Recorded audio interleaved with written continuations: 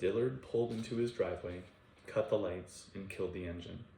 He sat there a moment longer, rubbing the bridge of his nose. All he wanted to do was take another dose of Imitrex and curl up in bed for 12 hours. Only way he'd found to get rid of a migraine. But that wasn't going to happen, not with the sheriff nosing around Good Hope. He needed to take care of Linda and get back over to the generals as soon as he could.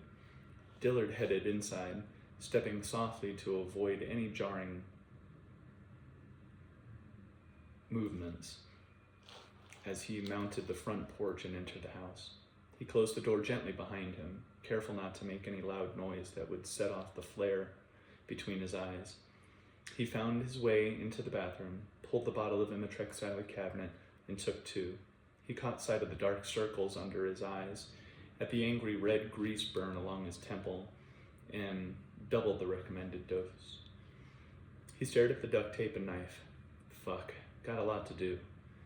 Now that he'd had a bit of time to think, Dillard realized he didn't need a sledgehammer to get the girls out, just a few tools to unscrew the hinges, and the steel door should pop right off.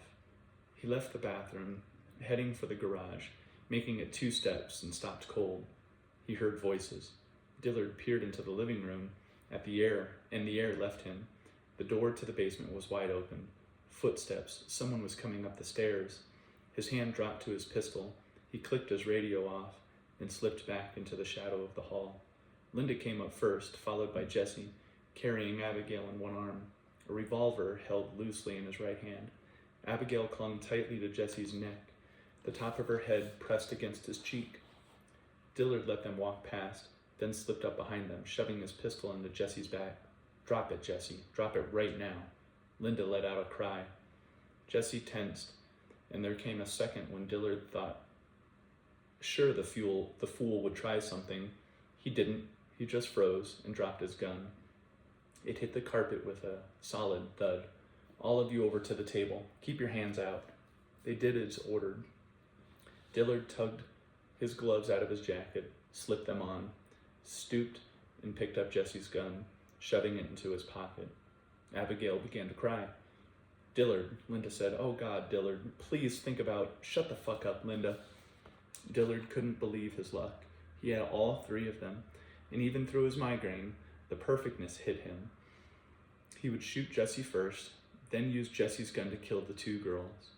All he had to tell the investigators was he'd come home and found Jesse standing over their dead bodies.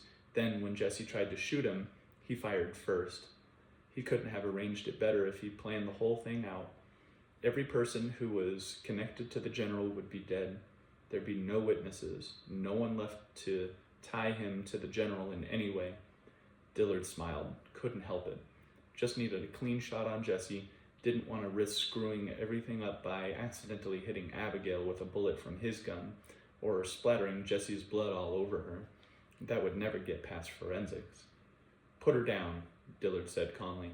"Dillard, damn it," Jesse said, his voice tense and tight. "You don't have to do this."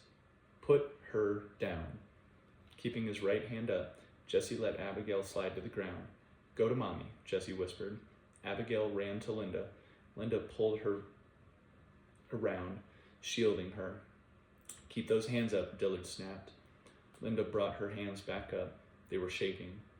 "Jesse, turn around, nice and slow." He intended to shoot Jesse from the front to be sure it looked like self-defense.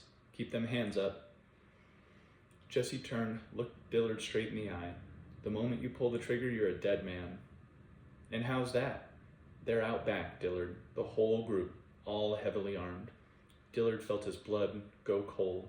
The mutilated bodies at the general's compound flashed in his head. He was certain Jesse was lying. He couldn't help but a quick glance out the patio window. There are 3 men out back," Jesse said. "The rest are down on River Road.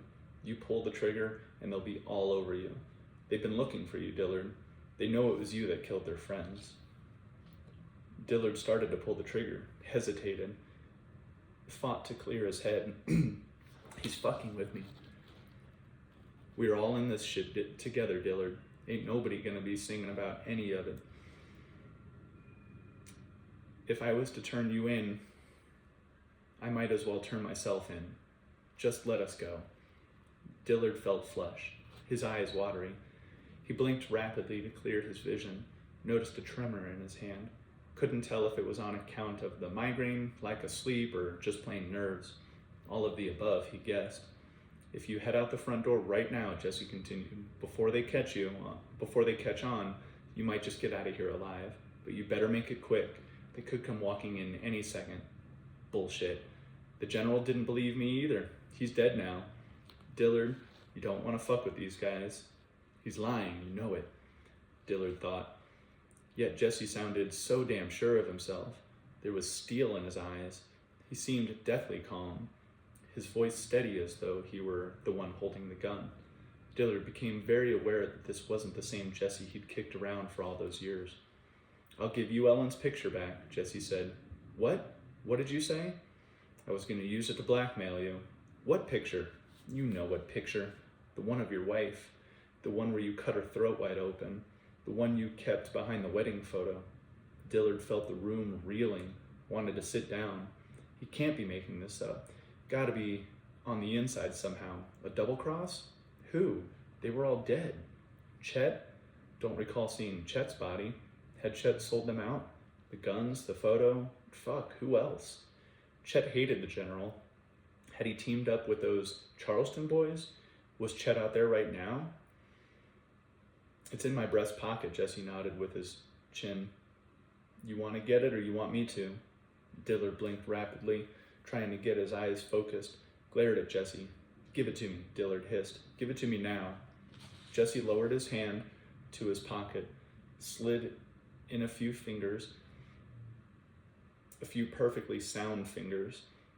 What? Dillard did a double take, glanced rapidly back and forth between Jesse's hands. All of Jesse's fingers were fine. Just fine. How? No. That's not possible. Why, I broke them. Felt them snap. Nothing made sense. Blood thundered in Dillard's ears. He felt sure his head was about to split open. Jesse pulled out his hand. His fingers were covered with sparkling sand. Sorry, it's in my other pocket. The sand. This was all wrong. Shoot him. Just shoot him. Jesse flicked his fingers that should have been twisted and broken. Dillard felt a few grains of sand hit his face. His vision blurred. The room began to spin. Jesse moved, and Dillard fired. Pulled the trigger 2 times, then he was falling into darkness.